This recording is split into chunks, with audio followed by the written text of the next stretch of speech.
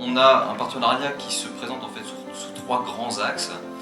Tout d'abord, on offre un audit gratuit de l'aspect réglementaire, donc conformité, des DUE, des accords collectifs, de la répartition des taux, de l'objectivité des catégories, jusqu'à la cohérence entre les actes de formalisme et les contrats souscrits.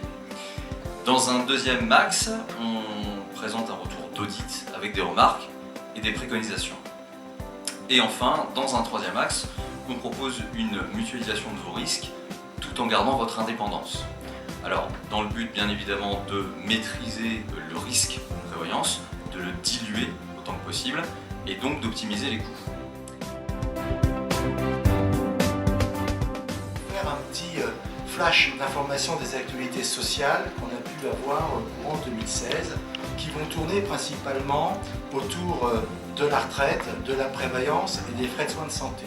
Le régime de base de la sécurité sociale, qui est le pilier, l'ARCO, l'AGIR, qui sont les complémentaires, vont faire l'objet d'une réforme à partir de juillet de l'année prochaine.